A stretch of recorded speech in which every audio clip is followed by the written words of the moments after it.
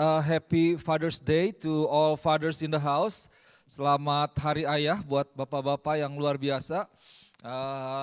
Hari ini tepat yaitu Hari Ayah ya, today is Father's Day. Dan saya mau sampaikan satu firman Tuhan yang berkaitan. This is related with today's as we celebrate Father's Day. So the title of my sermon this afternoon is Our Father's Heart. Jadi judul khotbah saya sore hari ini yaitu hati dari Bapak kita. Nah, Bapak kita ini adalah Bapak yang baik ya. Kita akan belajar bagaimana hati Bapak kita terhadap kita. Oke, saya akan mulai ya Bapak Ibu Saudara yang kasih Tuhan. Saya mau mulai dengan satu firman Tuhan yang diambil dari kitab 1 Yohanes pasal yang kedua ayat yang ke-14. Kalau saudara bisa buka Alkitabnya sama nanti ada firman Tuhan, jadi kita bisa lihat kembali ya di cellphone atau di tablet. So from the book of First John chapter 2 verse 14. Saya bacakan terlebih dahulu bahasa Indonesianya. Firman Tuhan katakan seperti ini. Aku menulis kepada kamu, hai anak-anak, karena kamu mengenal Bapa. Aku menulis kepada kamu, hai bapak-bapak, karena kamu mengenal Dia yang ada dari mulanya.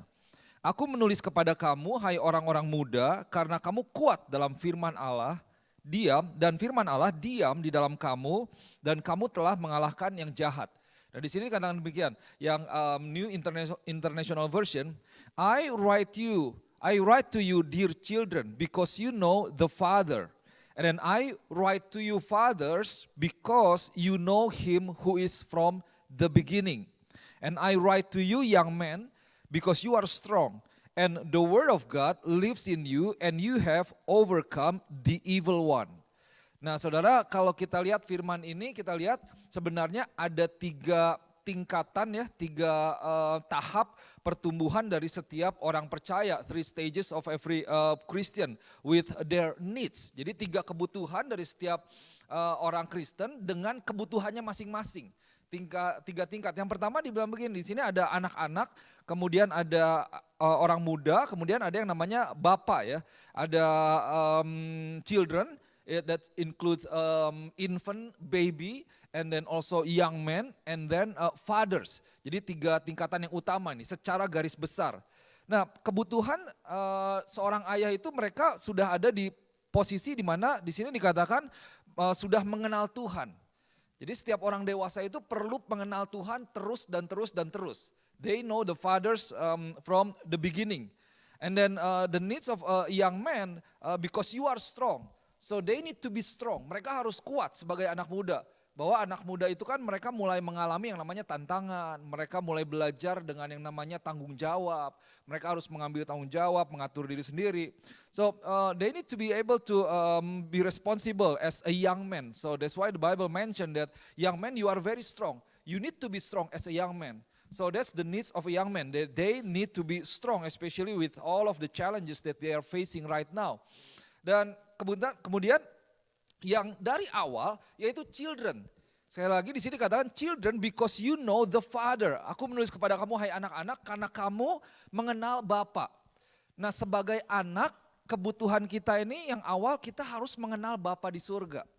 Jadi setiap anak atau dalam hal ini orang yang baru mengenal Tuhan, mereka perlu mengenal siapa Bapa dia, yaitu Bapa di surga. The needs of the children, an infant or a baby, is to know God their Father, God the Fathers or the Father's heart. Mereka harus tahu nih hati bapaknya itu seperti apa. Karena kalau tidak kenal Tuhan, maka nanti perjalanan kehidupannya itu tidak akan sebaik atau sekuat seperti ketika kita berjalan bersama dengan Tuhan atau dekat dengan Tuhan. Nah kalau saudara ingat, ini kita sudah belajar dari awal tahun. Tema kita tahun ini, our theme for this year is stand firm and take action. Diambil dari kitab Daniel ya, from the book of Daniel 11:32. The Bible says, the people who know their God shall stand firm and take action. Bahwa umat yang mengenal Allahnya itu akan tetap kuat dan bertindak. Jadi saudara bisa lihat bahwa pengenalan akan Tuhan itu adalah satu hal yang dasar, satu hal yang penting yang menentukan kita jadi apa, yang menentukan kita bisa melakukan apa, atau kita bisa kuat atau tidak. So knowing God is a very important issue in our life that actually determine the course of our lives. Whether we can stand strong or weak when there are challenges. Kalau ada tantangan, ini yang ditentukan bagaimana kita kenal Tuhan atau tidak. Kita lihat banyak tokoh di Alkitab, mereka kenal Tuhan dan mereka menjadi pribadi yang luar biasa. Mereka luar biasa bukan karena tidak ada tantangan, bukan karena tidak ada masalah, tapi karena mereka mengenal Tuhan dan berjalan di dalam Tuhan. Betul ya? So they are strong, not because of they don't have problems or challenges, but because they know their God. Nah sekarang kita lihat dari kitab Lukas pasal yang ke-15. Di dalam Lukas ke-15, ini dari ayat yang pertama ini sampai ayat yang ke-24, itu ada 3 perumpamaan ya yang Yesus sampaikan. Jesus taught the Pharisees 3 parables actually. The parable of the lost coin, the parable of the lost sheep, and then the parable of the prodigal son. Jadi backgroundnya ini seperti ini, saya ceritakan singkat ya. Suatu saat Yesus ini lagi berkumpul dengan orang-orang dari tax collector, pemungut cukai ya, IRS semuanya, dengan staff-staffnya lagi pada ngumpul. Juga dengan orang-orang yang berdosa istilahnya, orang yang belum mengenal Tuhan. Nah kemudian setelah itu dilihat oleh orang-orang Farisi. Orang-orang Farisi dan pengajar-pengajar agama. Pengajar-pengajar agama, tokoh-tokoh agama, ahli-ahli agama melihat dan mereka mengatakan kepada Tuhan bahwa, kenapa kamu berkumpul dengan orang Farisi? Mengapa kamu berkumpul dengan tax collector? Kamu berkumpul dengan orang-orang berdosa. Wah, buat seorang Yahudi itu tidak boleh gitu. Itu satu hal yang pantang gitu ya. Actually ya, Jesus just cannot gather with tax collectors and then with the sinners. And then the Pharisees started to murmur, grumble, because when they saw Jesus gathered together with all of the sinners and tax collectors. And then Luke 15 is basically Jesus' answer or reply or response to the Pharisees and to the religious leaders. Ini menjadi respon Tuhan terhadap apa yang dikatakan orang Farisi sama tokoh agama itu ketika mereka melihat Yesus dan bilang, kamu gak bisa dong ketemu ngumpul sama orang-orang seperti ini.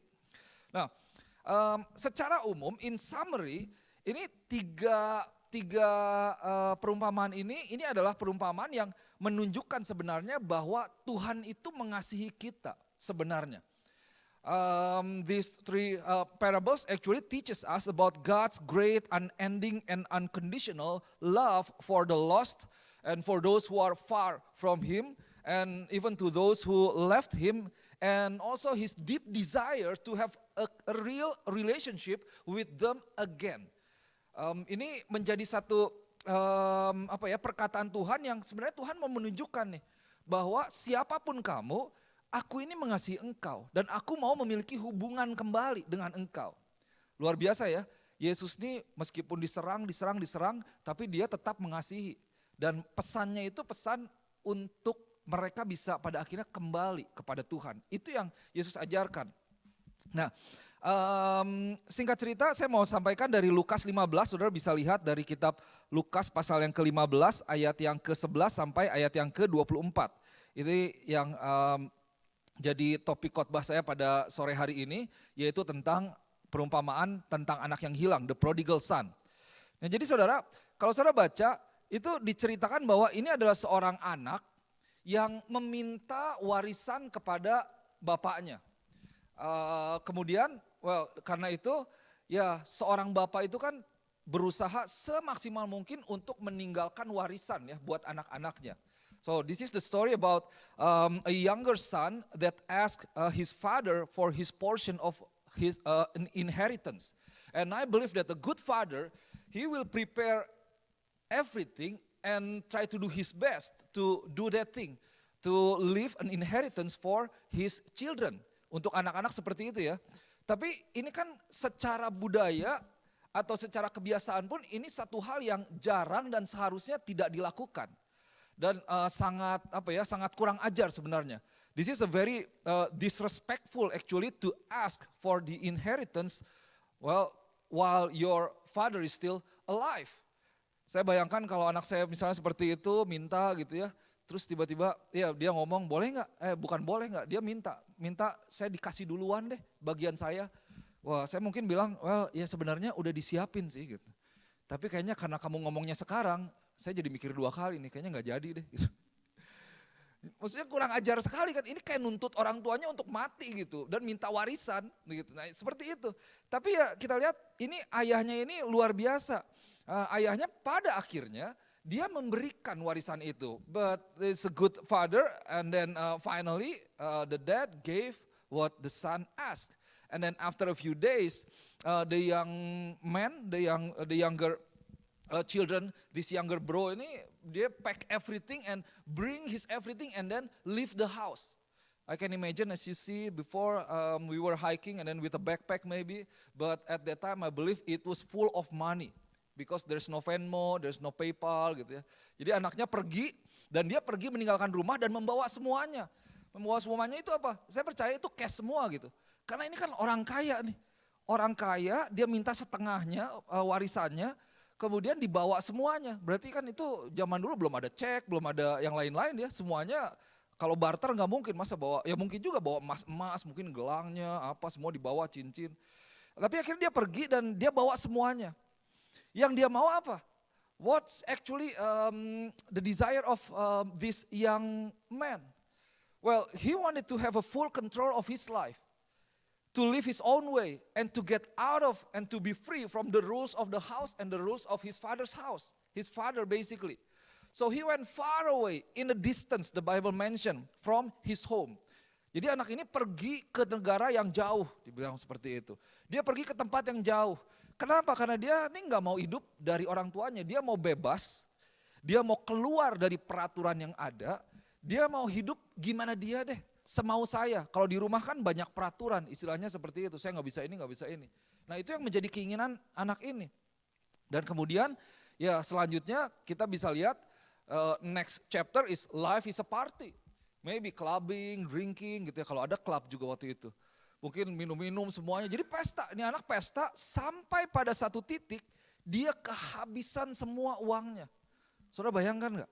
Kalau sekarang sih ya, mungkin ada kasino, ada sambil clubbing sampai apa, uang bisa cepet ya. Ini uangnya habis nih. Ya mungkin dia traktir orang, dia beliin orang, semuanya macam-macam sampai uangnya habis.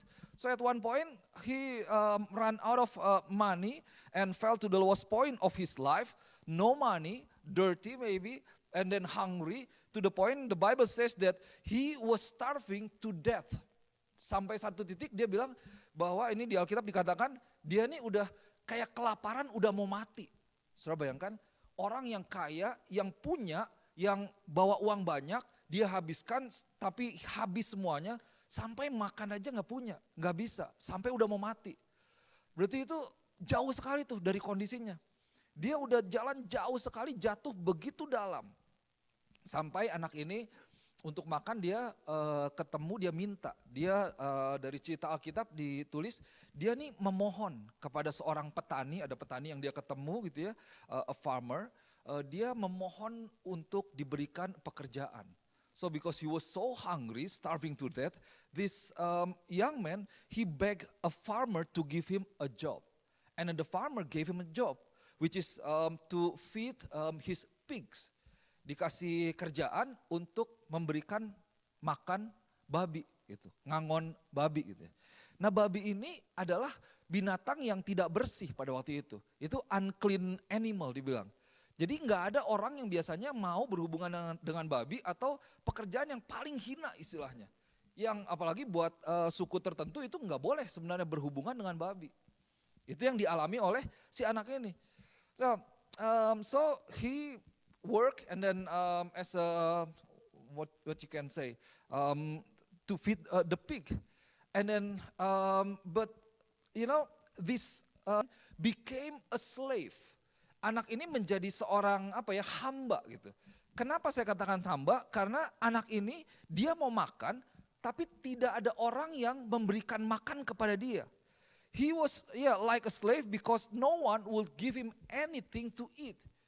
To the point that he was willing to eat the pig's food. Dia sampai mau makan makanan babi aja, sampai mau makan makanan babi. Kenapa? Karena nggak ada yang kasih makan ke dia. Berarti ini si masternya jahat juga nih, udah dikasih kerjaan, tapi ya dimiliki gitu ya. Karena kalau dulu kan itu saya baca itu ya, awal mulanya anting itu yaitu kalau orang beli hamba, seperti dulu di film-film banyak yang ditawar gitu. Nanti dibawa pulang itu jadi milik kita gitu, kayak barang. Terus kita tandain, nah ditandainya itu pakai anting. Jadi kalau kita suruh belanja grocery, beli makanan gitu, orang bisa tahu, oh ini miliknya dia nih. Oh ini hambanya miliknya Bapak Mario gitu, ada tulisannya misalnya M.L. Mario Lumanau gitu, ada seperti itu gitu. Nah tapi ternyata dia nggak dikasih makan juga karena no one would give him anything. And then he was willing to eat the pig's food. Saudara bayangkan sampai dia mau makan makanan babi. Mau dimakan, waduh itu kan betapa luar biasa jatuh si anak ini. Nah saudara yang kasih Tuhan, suatu saat, nah sekarang kita lihat di dalam ayat yang ke-20, let's go to the verse 20. Firman Tuhan katakan seperti ini. Dikatakan di ayat yang ke-20 dikatakan gini, maka bangkitlah ia, ini setelah dia sadar ya, bangkitlah ia dan pergi kepada bapaknya. Ketika ia masih jauh, ayahnya telah melihatnya, ya lalu tergelaklah hatinya oleh belas kasihan. Ayahnya itu berlari mendapatkan dia, lalu merangkul dan mencium dia. So and he arose and came to his father, while he was still a long way off, his father saw him and felt compassion and ran and embraced him and kissed him. Nah ini adalah Bapa kita di sorga nih. This is the heart of our Father. Menggambarkan siapa Bapa kita di sorga. Saya berdoa sore hari ini kita boleh merasakan hati Bapa buat kita. I pray that this afternoon we can experience again and go back to the heart of our Father. To go home, to feel His love again. Nah di sini ada satu kata yang menarik, compassion. Oh, kelihatan ya, compassion. Di dalam bahasa Ibraninya ini ditulis, ada yang bisa bantu baca nggak? Saya nggak tahu benar, nggak tahu enggak ya, mungkin sama-sama salah kita, tapi bukan bahasa kita, kira-kira aja ya. Ini dibilangnya splagchnizomai. Well, di Google ada sih bisa dilatih gitu, splagchnizomai, nggak tahu lah, begitulah. Nah, saudara kalau dengar kata compassion atau belas kasihan, itu kira-kira seperti empati, empathy. Tapi empati itu seperti kita merasakan gitu, apa yang dirasakan oleh orang lain. Oh I feel you, I know how it feels, that's empathy. But compassion, it's different, it's way more than just empathy. So compassion in this verse, splagchnizomai, it means a physical reaction to seeing the needs of another that drives a person to immediate action. Kita bisa ngerti, bapaknya melihat dia dari jauh dan felt compassion. The father saw him and felt compassion, which moves him to run and then to hug, to embrace his son and then kiss him. Nah karena dia merasakan satu belas kasihan yang luar biasa, splagchnizomai, dia lari, dia peluk, dia dapetin anaknya, kemudian dia cium anaknya. So splagchnizomai is not a subtle or timid response. Splagchnizomai is a strong word. Compassion ini bukan satu kata yang kayaknya aduh lemah biasa ya. Tapi ini satu kata yang kuat nih, memiliki arti yang luar biasa. Bukan kata yang malu-malu begitu ya, bukan kata yang biasa-biasa saja. Bahkan kalau kita saya pelajari ternyata kata ini, kata awalnya splagchnizomai itu, kata depannya itu splagna. Di dalam bahasa medis ternyata itu berarti internal organ. The first part of the word splagchnizomai, which is a splagna, means internal organs. It is deep inside of you. So church, splagchnizomai literally means to be moved so deeply by something that you feel in the pit of your stomach. That's splagchnizomai, compassion. And then splagchnizomai is an emotional response that is so strong that moves us physically into action. Saudara bisa dapatkan ya. Jadi compassion itu dalam bahasa aslinya ini ternyata artinya satu organ di dalam tubuh kita. Di mana ketika kita rasakan itu membuat kita melakukan sesuatu atau bergerak gitu. Kalau kita sakit perut kan atau mungkin ada pernah sakit batu ginjal misalnya, wah puji Tuhan semoga nggak ada yang merasakan ya. Saya dengar cerita orang sih, aduh sampai nggak bisa jalan katanya. Sampai bisa guling-guling kan, waduh karena sakit sekali, mencoba melakukan sesuatu. Nah itu yang dirasakan. Nah si bapak ini dia merasakan hal yang, aduh kayaknya dia punya belas kasihan yang luar biasa yang membuat dia lari mendapati anaknya. Dari jauh loh dikatakan. Saya jadi keinget film apa sih, Aqua itu di mana si suaminya nungguin tiap pagi datang ke dermaga untuk ngelihat nungguin istrinya pulang katanya. Nggak ada. Ini kayaknya si bapaknya seperti ini. Dia tunggu sampai suatu saat dia ngelihat, dia lari. Dia dapetin anaknya. So when the father saw his son, he felt compassion, splagchnizomai, that moved him into action. He could not stop himself from running and give his son a big hug and kiss him. Dia nggak bisa tahan. Kalau ada satu belas kasihan, dia nggak bisa tahan. Karena belas kasihan itu membuat dia berlari, membuat dia peluk anaknya, membuat dia mencium anaknya. Nah kita perlu ngerti, kayaknya ini biasa-biasa. It seems like just normal, it's his son. Well, it's normal. Maybe we will do the same thing. But if you know the condition of the son, can you imagine the condition of the son? Kita bisa bayangkan nggak kondisi anak ini? Mungkin kayaknya biasa ya, bapaknya ngeliat terus lari dapetin anaknya, peluk terus cium. Tapi ini anak ini dia sudah lama tinggal atau berhubungan dengan yang namanya babi kan tadi ya. Dia udah gak punya uang, dia udah tinggal seperti itu, udah jadi miskin sekali, bahkan kelaparan, gak ada orang mau deketin dia, gak ada orang mau kasih makan sama dia. Berarti kemungkinannya apa? Lecek gitu ya, kusam, kucel, bau, bener gak? Di Indonesia kan banyak masyarakat menolak kalau orang mau bikin ternak babi. Kenapa? Karena baunya kan minta ampun ya. Tuh ada langsung gitu. Saya ingat di Manado sebelah kamu, kenapa? Ibu ini punya ya, nah tuh. Itu bisa berapa kilometer udah kerasa tuh. Nah ini tiap hari deketan sama babi gitu, ngasih makan karena berkumpul dengan babi. Jadi kebayang gak? Aduh kayaknya baunya minta ampun ya. Saya sama si Jeff aja nih, dia sering main basket kan di rumah di belakang. Kalau habis main basket apalagi summer gini, itu kan kena sinar matahari. Jeff, bau matahari banget ya, saya bilang.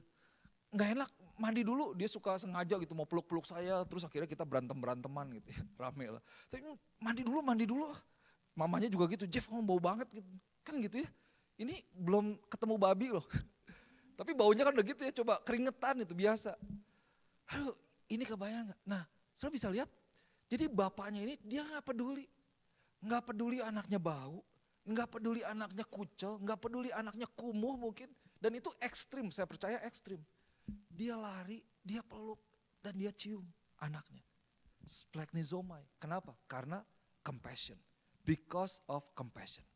Now here's some truths about our Father. Beberapa kebenaran tentang Tuhan kita, tentang Bapak kita. Yang pertama, Bapak Ibu Saudara yang kasih Tuhan, Tuhan selalu menunggu kita untuk pulang ke rumah. God is waiting. God is always waiting for us to come back to Him. To come back to our home. Kembali ke rumah. Tuhan menunggu kita. Kemudian kasih Tuhan itu adalah kasih yang tidak bersyarat. God's love is unconditional love. Wah luar biasa ya. Jadi kasih yang tanpa syarat. Kasih yang meskipun, bukan kasih yang jika. Nah ini kalau di dalam bimbingan pernikahan ditanamkan betul-betul nih. Kita kepada pasangan, kasih kita itu bukan kasih yang bukan kasih yang jika. Kalau kamu baik, saya baik. Kalau kamu tidak baik ya emangnya kamu aja yang bisa gak baik, nah kan gitu ya. Kamu selingkuh, emangnya saya gak bisa selingkuh, nah gitu. Kamu jahat, emangnya saya gak bisa jahat. Nah kasih yang meskipun itu adalah unconditional, jadi meskipun kamu ngejahatin saya tetap mengasihi kamu. Meskipun kamu mengecewakan saya tetap mengasihi kamu. Ini meskipun itu unconditional love. Can you imagine God's love for us? How many times that we sinned against God, but God still loved us. It's unconditional love from God. It's how amazing the love of our God is. And we are thankful for that. Betul ya? Kasih Tuhan kita itu luar biasa. Unconditional. Bapaknya ngelihat anak ini udah kotor, jangankan secara fisik, yang lebih sakit kalau saya lihat, ini waktu ketika ditinggalkan kan, benar ya? Anak meninggalkan, aduh kalau fisik sih ya oke lah. Tapi betapa kurang ajarnya anak ini, itu bikin luka yang luar biasa. Tapi ketika anak itu kembali kepada bapaknya menerima dengan luar biasa, unconditional. So God is waiting and God's love is unconditional. And then again, God is full of compassion. Tuhan ini penuh dengan belas kasihan. As we come to God, He will restore us. He will reposition us. He will renew every one of us. Dia akan memperbaharui kita, menyegarkan kita, membuat transformasi dalam kehidupan kita, menyembuhkan kita, menyegarkan kita. Sekarang kita ke ayat berikutnya, move to verse 21 and 22. Ayat 21 dan ayat yang ke-22. Kata anak itu kepada bapaknya, Bapa, aku telah berdosa kepada sorga dan terhadap Bapa. Aku tidak layak lagi disebut anak Bapa. Tetapi ayah itu berkata kepada hamba-hambanya, lekaslah bawa kemari jubah yang terbaik, pakaikanlah itu kepadanya dan kenakanlah cincin pada jarinya dan sepatu pada kakinya. Dan seterusnya kemudian disuruh ambil anak lembu tambun, sembelih. Ini kondisi dia. Anak ini tahu. The son realized about his condition because he said, Father, well, I have sinned. He admitted, I have sinned against heaven and before you, against you. And I am no longer worthy to be called your son. Saya udah gak layak dipanggil yang minta itu. I have sinned against heaven and against you. And then I am no longer worthy to be called your son. Mana ada anak istilahnya yang berlaku seperti ini. Gitu. Nah perhatikan. Di sini di ayat yang ke-22, satu kata saya garis bawahi, yaitu kata but. I put an underline on the word but. After the son said all of these things, and then but the father said to his servant. Now let's go deeper to this the word but. Ini ketika anaknya ngomong, tetapi di situ ditulisnya di Alkitab ditulis, tetapi ayahnya berkata kepada hamba-hambanya. Jadi maksudnya apa? Ayahnya ini tidak memperdulikan apa yang dikatakan oleh anaknya. So the word but signifies that the father just didn't care with what his son said. And the father extends his grace to his son. Dia gak memperdulikan apa yang anaknya udah bilang, Bapak saya udah berdosa, saya minta maaf, begini. Enggak. Sekarang, hey hamba-hambaku, ambil jubah, ambil cincin, ambil sepatu, pakaiin ke dia.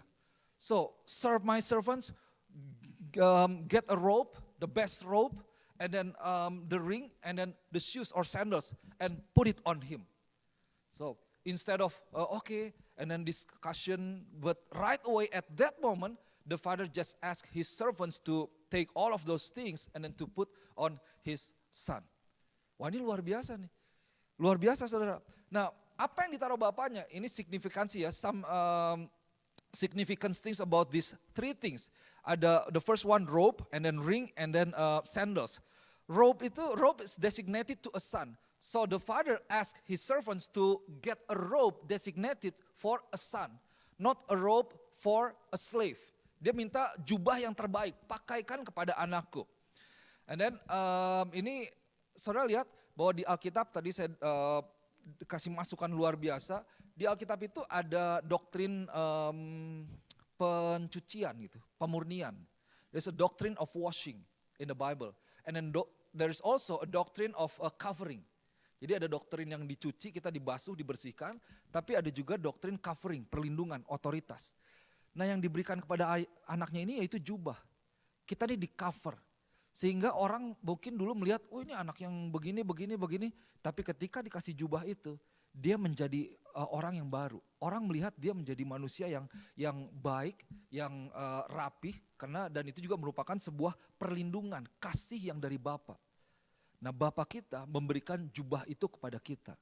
Sekotor apapun, sejelek apapun kita, waktu kita kembali kepada Tuhan, Tuhan memberikan jubah itu kepada kita. The best robe. And then the Father gave him a ring. Put a ring into him. Nah, ini ring is the sign of authority. At that time, it is used to sign and seal an official documents. If a king want to release a document, he will put the stamp and then put his ring on the stamp. So jadi ada, dulu tahu kan kalau yang zaman dulu saya masih ngalamin tuh, kalau yang dokumen resmi kan pakai yang kayak lilin merah begitu ya, baru dicap gitu. Jadi nanti terbentuk jadi keras. Nah itu ring, jadi orang tahu, oh ini siapa yang tanda tangan. Nah itu melambangkan otoritas. So Tuhan juga memberikan kembali reinstate, istilahnya menetapkan kembali otoritas dalam diri si anak ini. Kamu nih adalah anak di rumah ini. Kamu bukan hamba, kamu punya otoritas. Sekarang kamu nih hamba-hamba ini punya kamu juga. Kamu punya otoritas itu. Si hamba-hambanya begitu melihat cincin, wah ini sekarang tuan saya nih. Kalau dulu mungkin pas awalnya ditolak-tolak kali. Waktu mau lari, ini siapa kamu? Ini saking kumunya, tapi begitu ada cincin, oh ini master saya. So God gave us ring is the sign of authority. And God will restore his authority in every one of us. Now the third thing is a shoe, sandals. Dalam beberapa terjemahan ada yang ditulis shoe, ada yang sandals. Basically it's something bound under the feet. Saudara, hamba pada waktu itu dia gak pakai alas kaki. Servant that is serving in the house, they're barefoot. But the family will use something for their feet. It's the sandals or the shoes that signifies members of the family. Nah waktu dikasih sandal itu berarti dia adalah bagian dari keluarga dan dia punya kebebasan untuk kemana-mana, untuk melakukan apa saja di rumah itu sendiri. Nah Tuhan nih memberikan kita juga satu hal seperti ini. Tuhan membawa kita menjadi keluarga kembali karena kita adalah keluarga bagi Tuhan. Kita tidak akan pernah tidak menjadi keluarga. Hanya seringkali memang kita yang keluar dari rumah Tuhan, kita yang jauh dari rumah Tuhan. For God, we are always His son. But many times, it is us that leave God, move out of the house. So as we celebrate Father's Day today, let us remember that God loves you so much. God is waiting for you to come home, to come to Him again. And God is always available. Kita ingat lagi nih, sore hari ini sungguh seperti tadi dikatakannya, anak itu perlu mengetahui hati Bapa itu seperti apa. Bapa itu menantikan kita.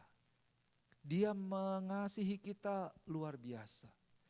Dan dia selalu ada buat engkau. Kapan saja engkau kembali kepada Tuhan, Tuhan akan membuka tangannya untuk engkau datang. Dan dia akan memeluk engkau, dia akan mencium engkau, dia akan memberikan yang terbaik untuk engkau. So, ini cerita tentang the prodigal son, anak yang hilang. Siapa anak yang hilang itu sebenarnya? Who is the prodigal son? Who is the lost son? Anak yang hilang itu siapa? Well, maybe it is easy for us to point our finger to someone else as we hear this message. Kadang kalau kita pikir, oh anak yang hilang ini siapa? Oh kayaknya kita gampang gitu ya, tunjuk, oh ini kayaknya iya dia nih.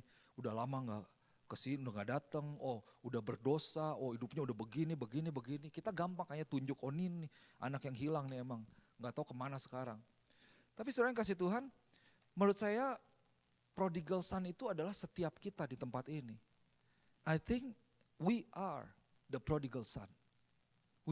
All of us are the prodigal son. The prodigal son in the Bible or the lost son is someone who purposefully left God. Traded God's grace with temporal pleasure. Someone who don't care about God and His ways. Someone who don't care about God's purpose in his life. Someone that don't care about His authority, His purpose, His work. Someone who sinned against God. And I think I am fit in this category. We are all I think fit in this category. Prodigal son itu kan anak yang meninggalkan bapaknya ya. Yang berdosa terhadap bapaknya. Yang gak peduli gitu terhadap tujuan bapaknya. Atau peraturan di rumah bapak, atau kehendak bapak. Bahkan seringkali kurang ajar gitu, mengecewakan Bapak. Dan kalau menurut saya, ya seberapa banyak kita berdosa kepada Tuhan. Kita berdosa lagi, kita meninggalkan Tuhan, kita jauh dari Tuhan, kita mengecewakan Tuhan. So saya pikir kita semua adalah prodigal son ini, anak yang hilang. Dan Tuhan menanti kita untuk kita kembali kepada Tuhan. Dalam kitab Yesaya 53 ayat yang ke-6, Isaiah 53 verse 6, the Bible says, we all like sheep have gone astray. Each of us has turned to our own way. Nah, ini udah jelas nih. Setiap kita nih kayak domba. Domba itu dia powerless, dia tidak punya satu kemampuan gitu untuk kembali. Dan kita nih sudah berpaling gitu dari Tuhan untuk jalan kita sendiri, kepengen kita sendiri, kemauan kita sendiri, demi diri kita sendiri, demi kenikmatan, kenyamanan, keinginan kita sendiri. Each of us has turned to our own way if we want to be honest before God. So we are the prodigal son. But you know the good news is that God is waiting for all of us and ready to receive us again. Tuhan menantikan kita dan siap untuk menerima kita kembali. Ada amin, Bapak Ibu Saudara. Kalau kita adalah prodigal son, kita anak yang hilang, Tuhan ini menantikan kita loh. Tuhan mau kita kembali. Tuhan mau untuk dia bisa memeluk kita kembali. Nah, saudara lihat, saudara perhatikan dari 3 parables, notice that in the first and the second parable, the lost coin and the lost sheep, basically both are powerless and both have no ability to come back. Dua perumpamaan pertama, koin yang hilang atau dirham yang hilang ya, dan juga domba yang hilang, mereka kan gak bisa apa-apa. Betul ya? Mereka tidak bisa melakukan apa-apa. Mereka tidak punya kuasa, mereka tidak punya kekuatan gitu, powerless. Kalau dombanya udah terjerat gitu, terperangkap, dia gak bisa apa-apa. Koin juga gak bisa roll sendiri, gak bisa balik sendiri. Tapi beda sama perumpamaan yang ketiga. Perumpamaan yang ketiga itu, ini anak yang hilang. Nah, dirham yang hilang, koin yang hilang, domba yang hilang, firman Tuhan katakan apa? Masternya, tuannya itu mencari dan mendapatkan dia dan mengambil dia. Betul ya? The first two parables, the lost coin and the lost sheep, the master do his everything to get him back, to take it back. But for the prodigal son, what the master did is waiting. Untuk anak yang hilang, gak dicari loh. Benar gak? Tapi anak yang hilang apa? Ditunggu pulang oleh bapaknya. Kenapa? Karena Tuhan gak bisa paksa kita untuk pulang. Tuhan tidak bisa dan ya dia tidak menciptakan kita seperti itu. Kita diciptakan dengan kehendak bebas. So God cannot push us and will not push us, intimidate us to come back, to go home. But God is waiting for us. That's the good news. Kenapa? Karena anak ini pergi dengan keinginan dia sendiri. Dia sudah punya keinginan dia sendiri. Nggak bisa ditahan juga sama bapaknya. Dia pergi dengan keinginan dia sendiri, dengan kedagingan dia sendiri, kedegilan hati dia sendiri. Nggak bisa tuh dipaksa-paksa pulang. Tapi bapaknya menunggu. Itulah Tuhan kita. Sejauh-jauhnya kita jalan, Tuhan menunggu kita. Sejauh-jauhnya kita jatuh, Tuhan menantikan kita. Tuhan siap membawa kita kembali. Tuhan siap menerima kita kembali. Nah, saudara yang kasih Tuhan, saya mau tutup dengan 3 hal yang perlu kita lakukan sebagai anak untuk bisa masuk kembali kepada rumah Tuhan. So, I want to share to you how can we go back to enjoy everything that our Father has in store for us. To receive forgiveness, to receive grace, to live as a children of God, to live in the house or in the kingdom of God. So number 1, we need to come to ourselves. Come to yourselves. That's number 1 from Luke 15 verse 17. Nah firman Tuhan katakan begini ya, but when he came to himself, he said, and so on, and so on. Jadi lalu ia menyadari keadaannya. Nah ini penting nih. Kita perlu sadar keadaan kita. We need to realize, consciously realize about our condition. Kita harus sadar bahwa saya ini lagi gak bagus nih. Saya udah salah, saya udah jauh. But when he came to himself, so we need to come to ourselves. Kenapa? Karena waktu kita terpisah dari Tuhan, kita sebenarnya terpisah dari diri kita sendiri. Maksudnya apa? Kita tidak bisa menyambungkan antara siapa diri kita sesuai dengan apa yang Tuhan ciptakan diri kita. Kita terpisah dari tujuan Tuhan. Kita terpisah dari identitas Tuhan. Anak ini kehilangan identitas. Anak ini kehilangan otoritas. Anak ini kehilangan kuasa dari rumah itu. So as the son left the house, he was, he lost his authority and his dignity, his identity. So when you are separated from God, you are separated from yourself. And then you will not be able to relate properly to yourself or to know yourself if you are running from God. Engkau tidak bisa nyambung gitu. Untuk itu kita perlu sadar siapa diri kita sendiri. So you were made by God. You were made like God, in the image of God. And you were made for God, for the purpose of God. Kita kan dibuat oleh Tuhan. Kita diciptakan sesuai dengan gambar Tuhan.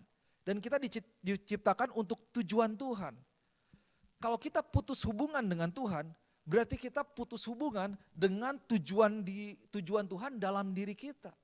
Kita putus hubungan lepas dari alasan awal kenapa Tuhan menciptakan diri kita. Disconnecting yourself from God means disconnecting yourself from the purpose of your life and the reason why you exist. Now coming to yourself in a simple word, repentance is realizing, waking up to this truth, the condition where you are right now. Jadi saudara, kalau dibilang come to yourself ini maksudnya apa ya? Kalau bahasa Indonesianya dikatakan jelas tuh. Ia menyadari keadaannya. Karena dia sadar, dia bertobat. Sederhananya bertobat ya. Aduh, saya salah nih. Nah yang membuat kita jauh dari Tuhan, seringkali kita gak sadar. Ada banyak orang udah jatuh dalam dosa tapi gak sadar kan. Malah marah-marah kalau dikasih tahu. Malah ya kesinggung kalau dikasih tahu. Tuhan pun tidak bisa apa-apa. Hal yang pertama, kalau kita mau kembali kepada rumah Tuhan, yaitu kita perlu sadar akan kondisi kita. Bahwa saya ini butuh Tuhan. Saya udah jauh, he came to himself, he said, ini di rumah Bapak, hamba-hamba menerima keenakan ya. Aduh aku ini udah jauh nih, sampai aku lapar udah mau mati. Aku perlu kembali. Mari kita boleh mulai sadari diri kita sekarang. Kalau tadi saya katakan, we are all the prodigal son. We need to realize our condition, that we need God's grace. Amen. We need God's love. And the good thing that God is always available for us. And then the second point, as we want to go back to our Father's house and to experience the heart of our Father, we need to be humble and be broken before God. Verse 18, and the underline, next point, the Bible says this, Father, I have sinned against heaven and before you. So, anaknya bilang bahwa Bapak, aku telah berdosa ya, terhadap sorga dan terhadap Bapa. Ini kan sebuah pengakuan nih. Sebuah pengakuan. Nah, pengakuan ini enggak gampang. Pengakuan ini butuh kerendahan hati. Pengakuan ini butuh satu hati yang hancur istilahnya. Bahwa Tuhan ya saya salah nih. Nah, bahwa Tuhan saya butuh Engkau. So being broken it means simply to have a deep sense of unworthiness before God. Hancur di hadapan Tuhan, rendah hati itu berarti kita sadar bahwa saya ini gak layak nih di hadapan Tuhan. Saya udah berdosa kepada Tuhan. Nah Bapak Ibu Saudara kasih Tuhan, Pastor Rick Warren bilang begini bahwa keterbukaan itu awal dari pemulihan. Menyatakan apa yang menjadi perasaanmu, kondisimu itu awal dari pemulihan. Revealing your feelings is the beginning of healing. Pastor Rick Warren said. So revealing your feelings is the beginning of healing. If you want to be healed, you need to admit, you need to reveal your feelings. You need to be brave enough and to admit that, well, I have sinned against God. Aku nih udah melakukan kesalahan, aku udah jatuh nih, Tuhan ampuni aku. So, unless we see ourselves as unworthy, we cannot possibly fall upon the grace of God. Kalau kita tidak bisa melihat diri kita sebagai pribadi yang membutuhkan kasih karunia atau saya ini tidak layak, kalau kita melihat diri kita bahwa kita ada di posisi yang oke, tinggi dan lain sebagainya, kita tidak akan bisa merasakan kemurahan atau kasih karunia yang dari Tuhan. Dan kita harus berada dalam satu kebutuhan rohani, kekosongan rohani. Kalau tidak, kita tidak akan pernah bisa diselamatkan. Unless we realize that we are spiritually destitute, we will never be saved. Untuk kita diselamatkan kan kita harus sadar, Tuhan aku berdosa, aku minta ampun. Engkau datang menjadi raja di dalam hatiku. Because only those who are in need will reach out for help. Kan orang yang minta pertolongan itu apa? Kalau orang yang cukup rendah hati ya untuk minta tolong ya. Karena ada banyak orang yang butuh pertolongan tapi tetap sombong gitu. Udah tahu perlu ditolong tapi gak mau minta tolong. Ya sombongnya minta ampun, benar gak? Nah kalau minta tolong kan aduh kayaknya ya kita kan meminta bantuan kepada orang lain. Berarti kita mengakui bahwa saya ini lemah, kamu lebih kuat. Saya gak punya, kamu punya. Saya tidak bisa, kamu bisa. Saya minta tolong kepada kamu. Boleh gak tolong? Kan begitu ya. Berarti kita mengakui. So we need to be humble and be broken before God. To experience God's grace. To experience the house of the Lord again. Nah yang ketiga, kita perlu mengambil sebuah tindakan. The third point, we need to go home and then surrender to His grace. Datang kembali ke rumah dan berserah kepada kasih karunia yang dari Tuhan. Nah di kalimat terakhir, the last sentence on this verse, it says, the son said, I will arise and go to my father. So everything was good. The son realized his condition. And he was humble enough to admit that he is a sinner. I have sinned against God and against my father. But he needs to follow up with action. I will arise and go to my father. And finally he went back to his father's house. So go home, pulang ke rumah. Jemaat yang dikasih Tuhan, gereja yang dikasih Tuhan, Bapak kita menunggu nih. Bapak kita menunggu, rumah itu adalah tempat di mana kasih Tuhan itu ada loh. Rumah Tuhan itu adalah tempat di mana ada kemurahan Tuhan. Tempat di mana ada berkat yang daripada Tuhan. Home is where love is, home is where grace is. Available to you. Go to the free, to the merciful and bountiful provision of grace. Kembali kepada sebuah tempat di mana kasih karunia itu melimpah buat Bapak Ibu Saudara. Tuhan ini mau memberikannya kepadamu. Jangan kita lari-lari keluar dari Tuhan. Engkau mungkin berjuang, berusaha mendapatkan kelegaan, sukacita. Engkau melakukan sesuatu yang menurutmu itu baik. Tapi sebenarnya engkau jauh dari rumah. Tempat yang terbaik adalah kembali ke rumah Bapa dan ke pangkuan Bapa di sorga. Once again, the key to a new you is you. Kunci untuk kita mengalami hidup yang baru, yaitu kita sendiri. The key to your healing, transformation, restoration is you. Because the coin has no ability to come back to the Father. The sheep is powerless and clueless. But for the son, he needs to consciously realize his condition and have a changed heart and then also make the decision and action to come back to his father's house. Because the father cannot and would not force the son to come back. Kita harus secara sadar kembali kepada Tuhan. Mengambil keputusan, rendah hati, kembali kepada Tuhan. Kenapa? Karena Bapa di sorga tidak bisa memaksa kita. Satu kunci dari perubahan yaitu diri kita sendiri. Dan ketahuilah kalau kita kembali, Tuhan itu siap sedia. Nah, saudara yang kasih Tuhan, kalau engkau orang percaya, engkau Kristen yang sudah lama, Kristen yang sudah dewasa, Ini sebuah pengingat aja buat kita sebenarnya. Bahwa kita ini berhutang terhadap kasih karunia yang Tuhan berikan kepada kita. Betul ya? Karena kasih karunia Tuhan, kita ada di sini nih. Saya percaya kita semua ini orang Kristen yang baik. Pengikut Tuhan yang baik. Gak ada yang istilahnya sampai wah seperti anak ini yang kurang ajar gitu ya. Seperti itu.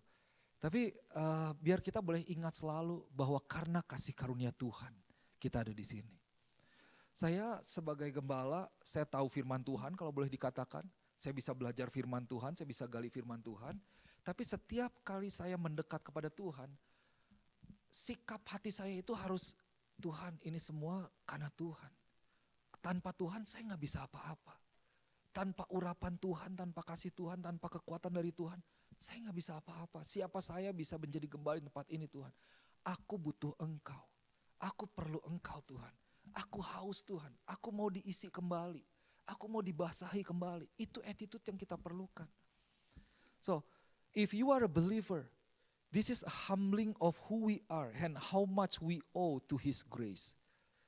You are good Christians, take this as a reminder how much we owe to His grace.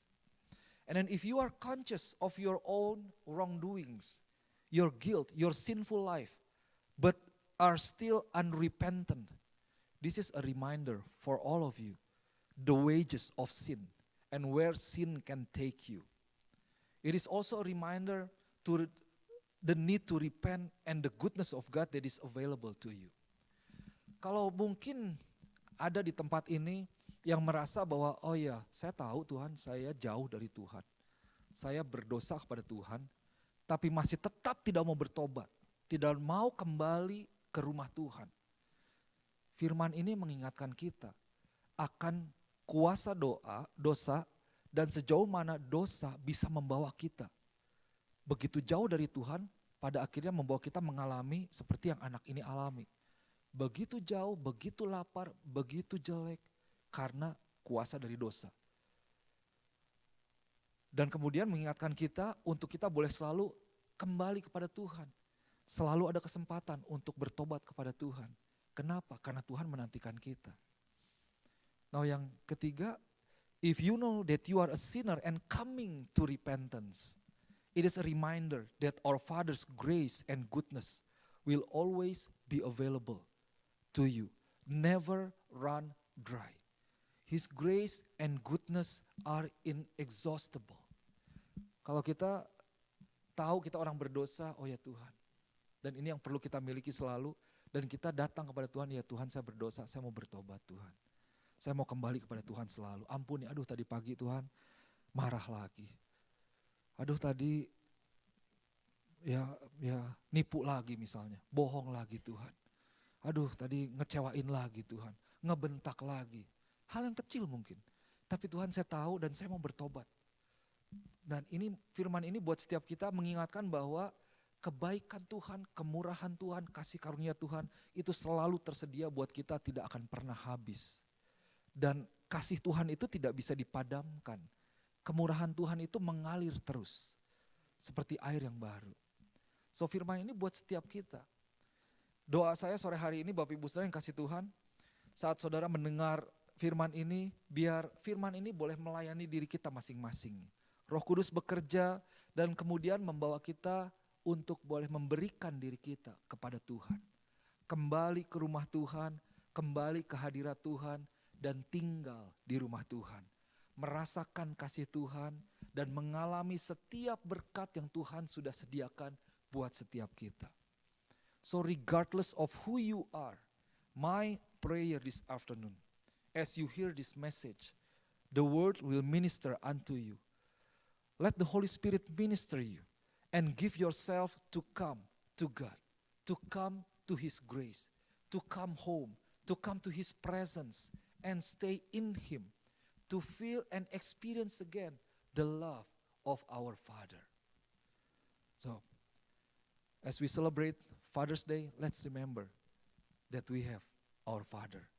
Kasihnya luar biasa. He loved us so much and He's waiting for us. He wants us to have a relationship. A real deep connection relationship with Him.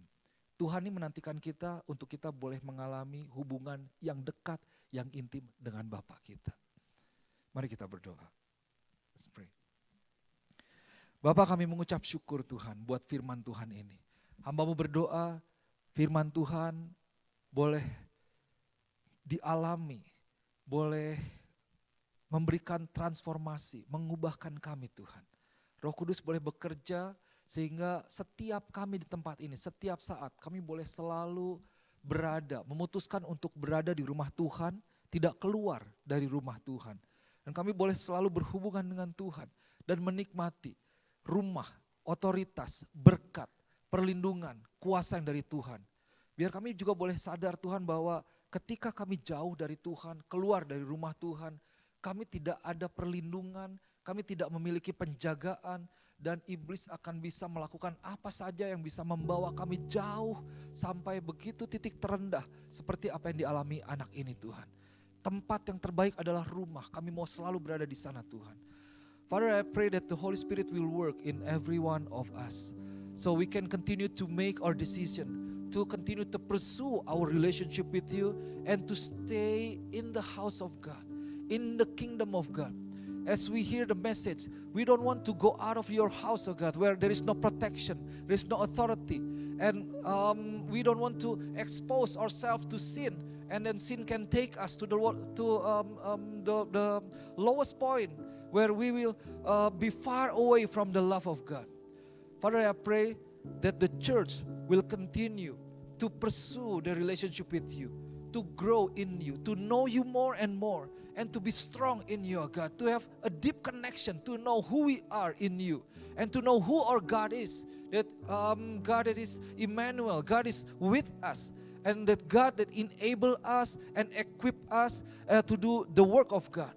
Berdoa biar gereja Tuhan boleh terus menyadari siapa diri mereka di dalam Tuhan, menyadari siapa Tuhan yang bersama-sama dengan diri mereka, dan juga Tuhan yang memperlengkapi setiap mereka. Dan gereja Tuhan boleh terus melakukan hal-hal yang luar biasa untuk kerajaan Allah. Dimeteraikan firman Tuhan, I pray that this word will be sealed in the name of Jesus. Dimeteraikan firman Tuhan, di dalam nama Tuhan Yesus hamba berdoa. Haleluya. Amin. Amin.